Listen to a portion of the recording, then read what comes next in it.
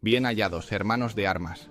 Bienvenidos a Estrategos, el canal donde exploramos a los estrategas que dominaron el campo de batalla y más allá.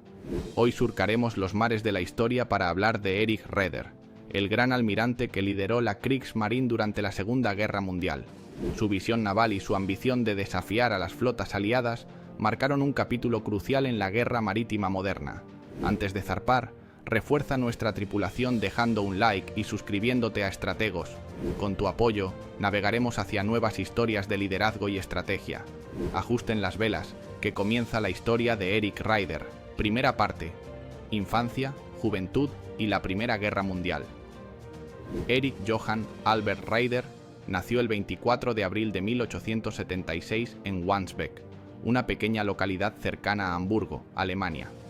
Su familia pertenecía a la clase media alemana, pero eran conocidos por su ética de trabajo y disciplina. Su padre era profesor, una figura severa pero justa, que inculcó en Erik la importancia de la educación y la obediencia a la autoridad. De niño, Erik mostró un interés poco común por el mar. Mientras otros soñaban con aventuras en tierra, él quedaba fascinado por las historias de exploradores y la majestuosidad de los barcos de vela que llegaban al puerto de Hamburgo. La proximidad al puerto más importante de Alemania le permitió observar de cerca el poder de la marina mercante y militar. Hamburgo era un punto neurálgico del comercio global, y para el joven Raeder, cada barco que atracaba en sus muelles era un símbolo de la grandeza que Alemania podía alcanzar en el escenario mundial. En la escuela, Erik destacó como un estudiante aplicado, especialmente en matemáticas y geografía, habilidades que luego le servirían como oficial naval. Aunque no era particularmente carismático, sí era respetado por sus compañeros por su seriedad y dedicación. Para Raeder, unirse a la Kaiserliche Marine no era solo una elección profesional, sino un llamado a servir a una Alemania que aspiraba a ser una potencia global. Desde sus primeros días como cadete, demostró ser un oficial ejemplar, disciplinado, meticuloso y profundamente comprometido con la doctrina naval. Durante su formación, Raeder estudió navegación, artillería y estrategia marítima, destacándose en todos los aspectos. Fue asignado a buques de guerra modernos, como los cruceros acorazados, que representaban lo último en tecnología naval de la época. Aquí aprendió no solo los aspectos técnicos de comandar un barco, sino también la importancia de la moral de la tripulación y la logística en operaciones prolongadas.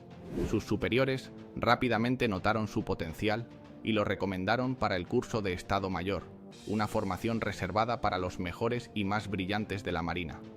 Este programa le permitió desarrollar una visión estratégica más amplia, preparándolo para responsabilidades mayores. Cuando estalló la Primera Guerra Mundial en 1914, Raeder ya era un oficial bien establecido en la Kaiserliche Marine. Fue asignado como oficial de Estado Mayor bajo el mando del legendario almirante Franz von Hipper, quien comandaba la flota de cruceros de batalla de Alemania. En este rol, Raeder tuvo la oportunidad de estar en el centro de algunas de las operaciones navales más importantes del conflicto. Aunque Alemania carecía de una flota que pudiera igualar a la Royal Navy en número, los comandantes alemanes, incluido Raeder, adoptaron tácticas innovadoras para maximizar su impacto. Uno de los eventos más significativos en la carrera de Raeder fue la batalla de Jutlandia en 1916, la mayor batalla naval de la Primera Guerra Mundial. En esta confrontación, la flota alemana se enfrentó directamente con la Grand Fleet británica en un enfrentamiento que dejó decenas de barcos hundidos y miles de vidas perdidas. Raeder estaba en el puente del buque insignia de von Hipper, el SMS Lützow. Aunque la batalla no fue decisiva, demostró la habilidad de los alemanes para enfrentarse a una fuerza superior. Raeder tomó nota de las lecciones de Jutlandia, la importancia de la coordinación estratégica y la necesidad de combinar tácticas ofensivas con la prudencia.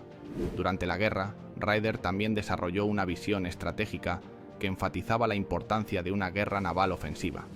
Creía que la marina alemana debía ser más agresiva para contrarrestar el bloqueo británico, que estaba estrangulando a la economía alemana.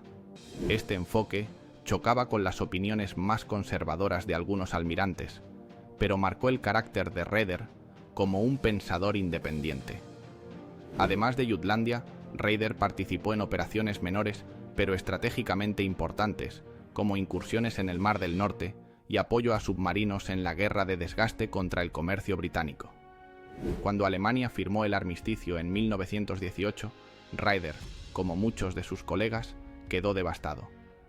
No solo porque la guerra había terminado en derrota, sino porque la flota alemana, que él había ayudado a construir y dirigir, fue desmantelada como parte de los términos de la paz.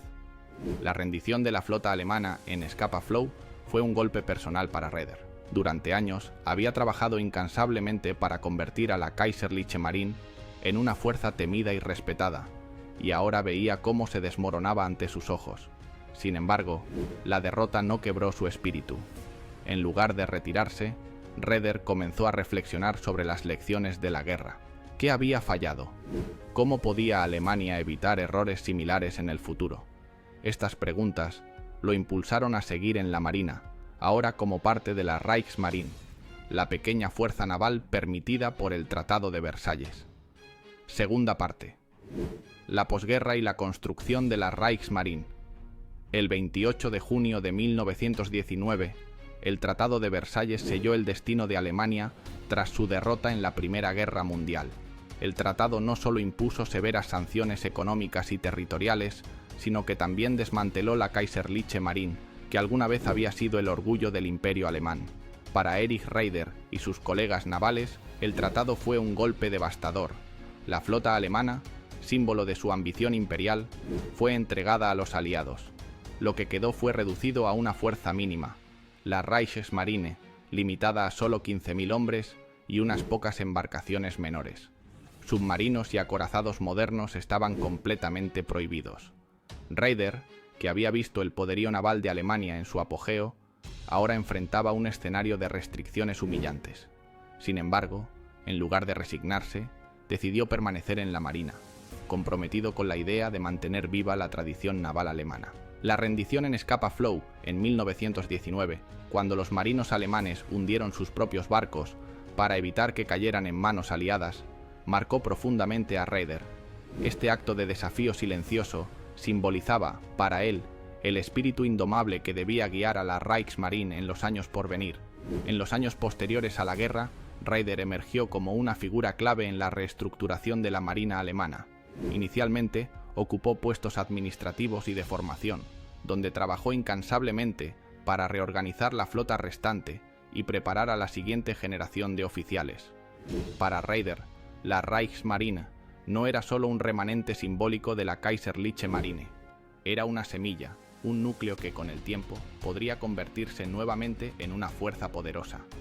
Bajo su influencia, se implementaron programas de entrenamiento rigurosos, diseñados para mantener el profesionalismo y la disciplina de la Marina alemana.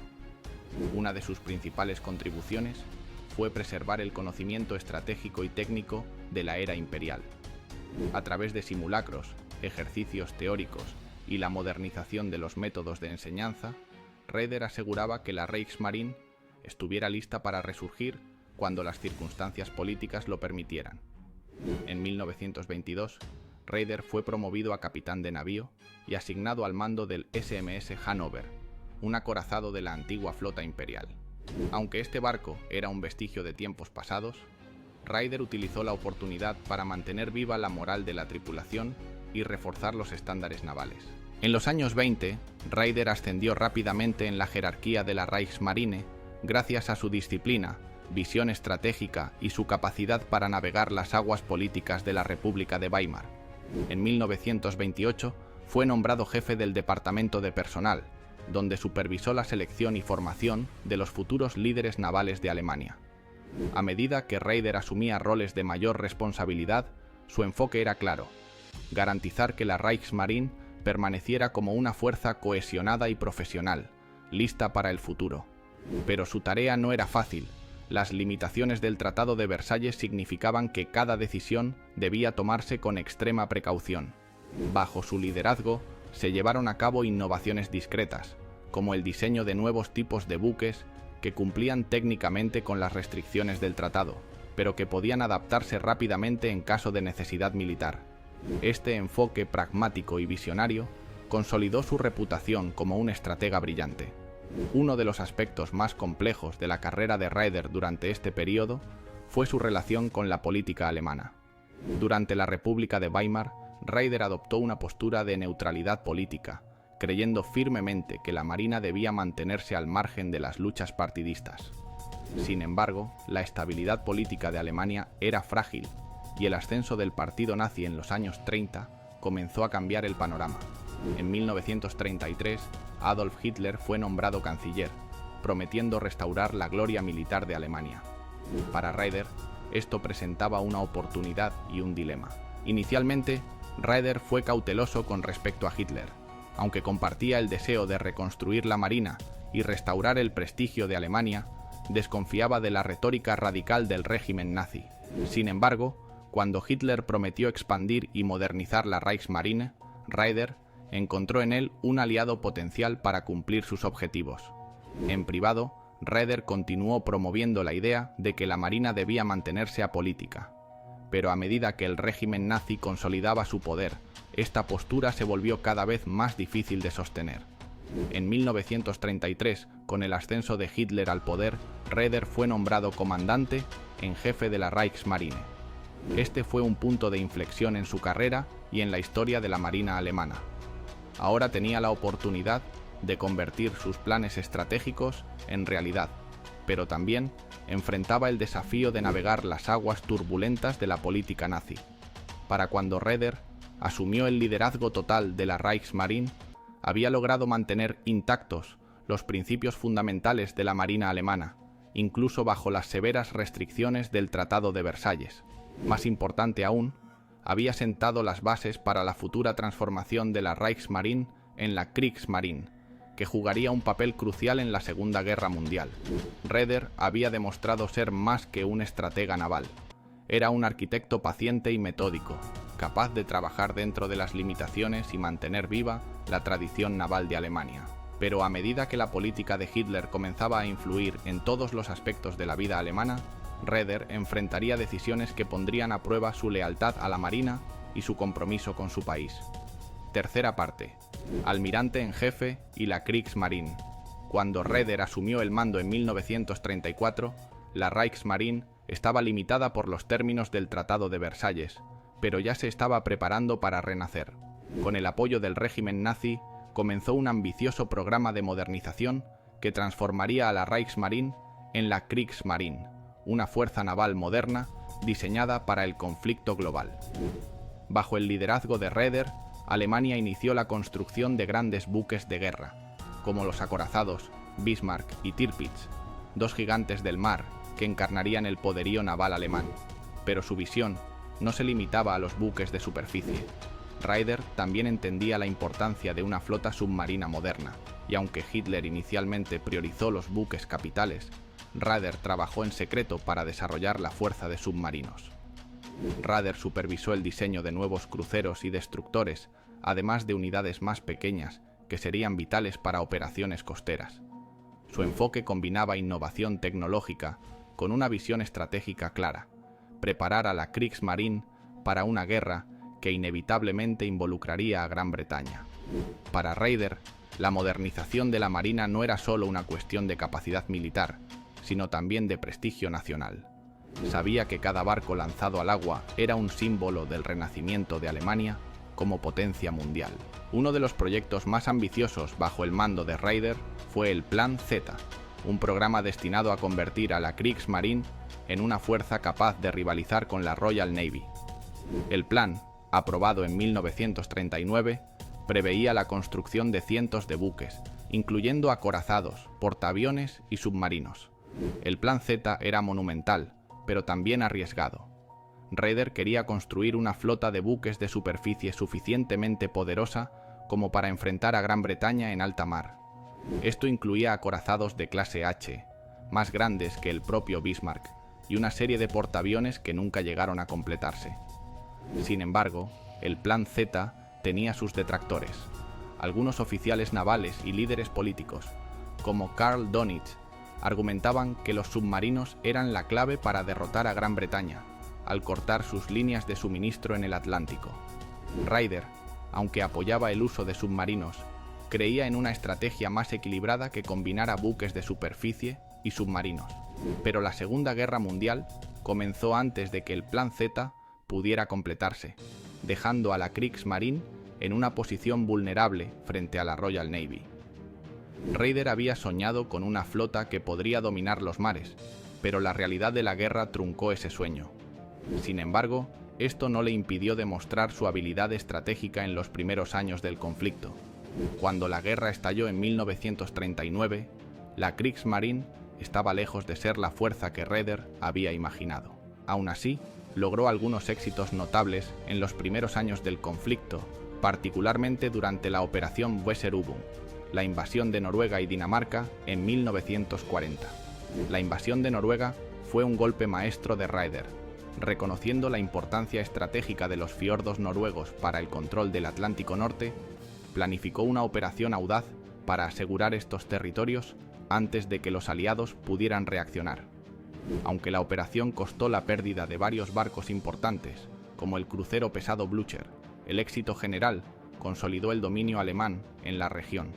La Kriegsmarine también desempeñó un papel crucial en la campaña de Dinamarca, asegurando un acceso vital al Mar del Norte y estableciendo una base sólida para futuras operaciones.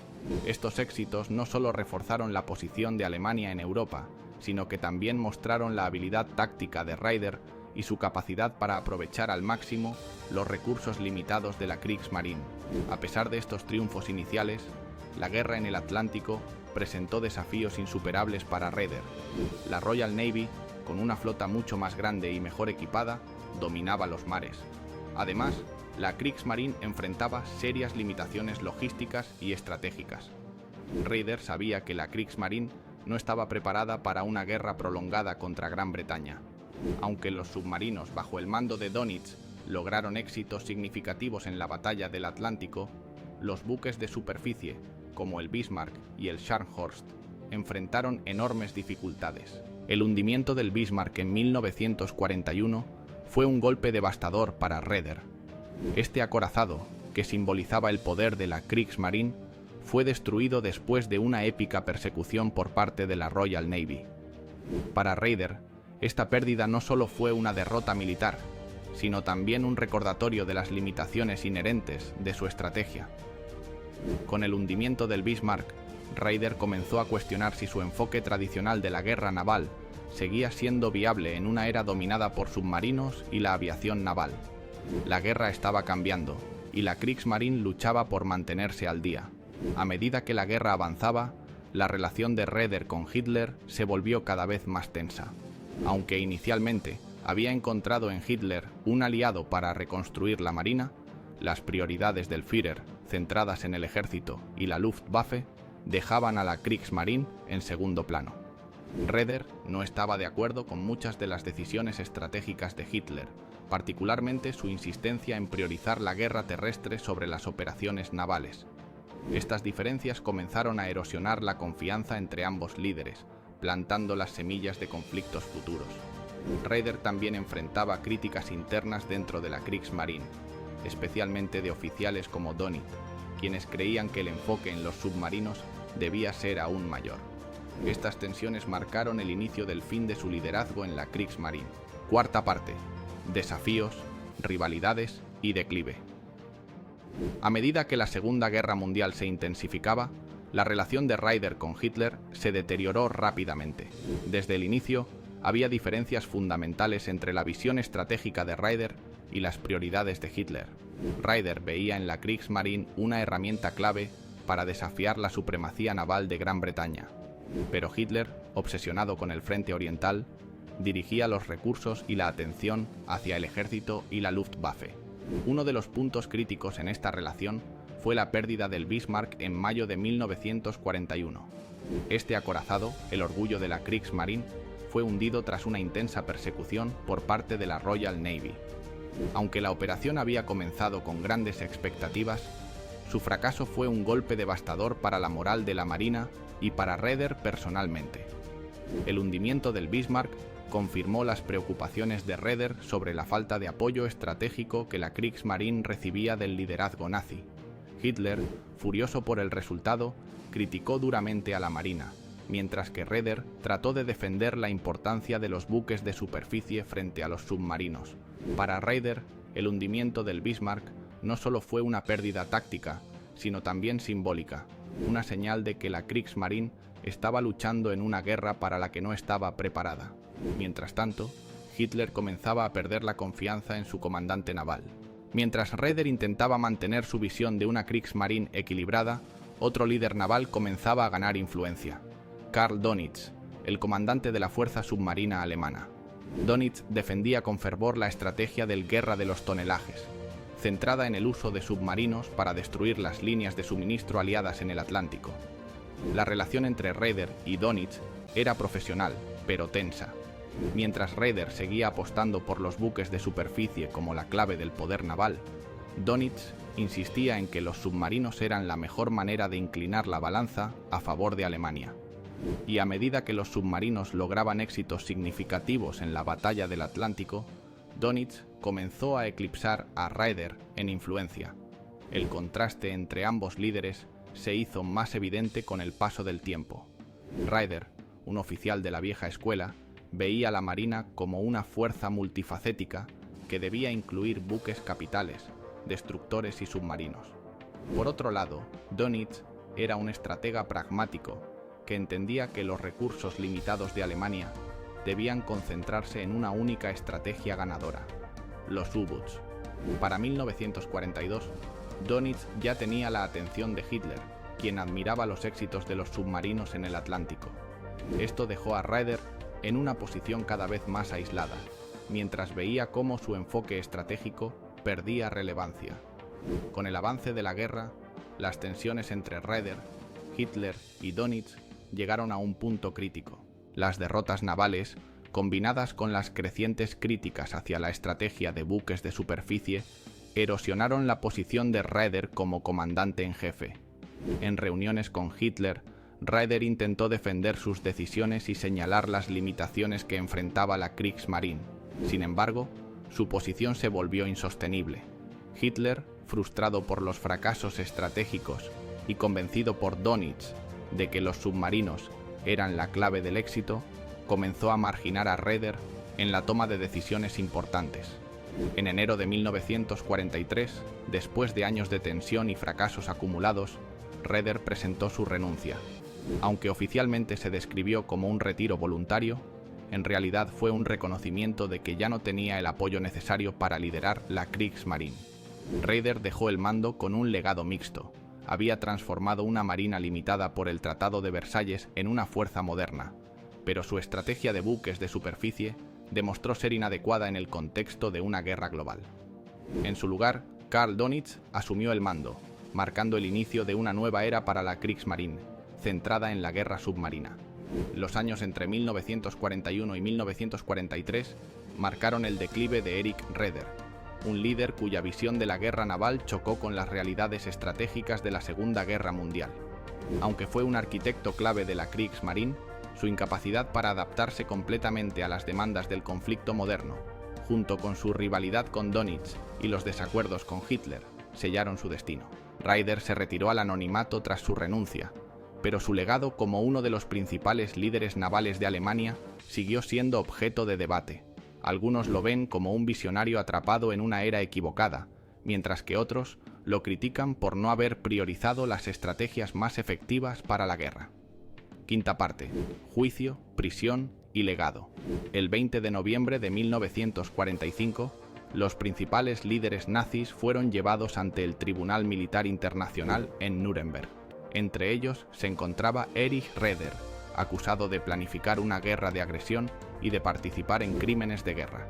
Para Raeder, un hombre que siempre se había considerado un oficial puramente militar, el juicio fue un golpe a su identidad y legado.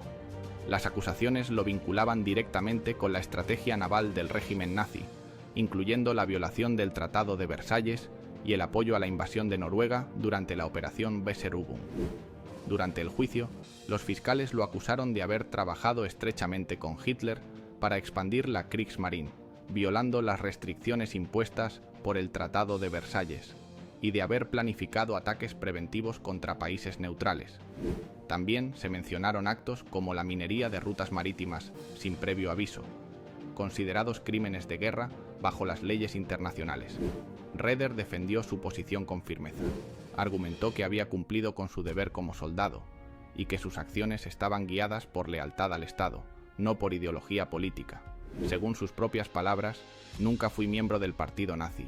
Mi misión era construir una marina fuerte para Alemania, nada más. Sin embargo, el tribunal no aceptó completamente esta defensa. Se concluyó que Raeder no solo había seguido órdenes, sino que había jugado un papel activo en la expansión militar del Tercer Reich, lo que lo hacía culpable de conspirar para una guerra de agresión. El 1 de octubre de 1946, Erich Raeder fue condenado a cadena perpetua.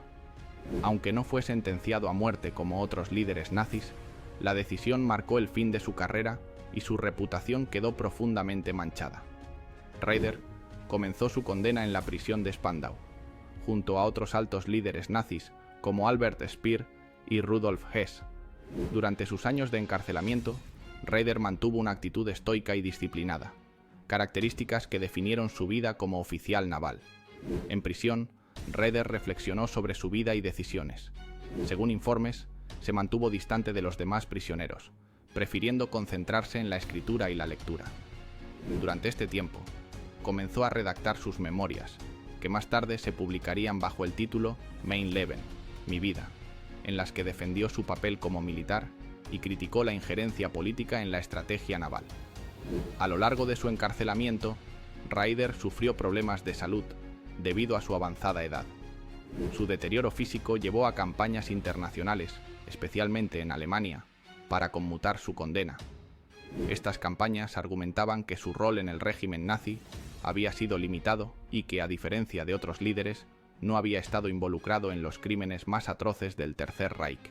Finalmente, en 1955, tras pasar casi 9 años en prisión, Raeder fue liberado anticipadamente por motivos de salud. A los 79 años, salió de Spandau como un hombre cansado, pero decidido a preservar su versión de los hechos.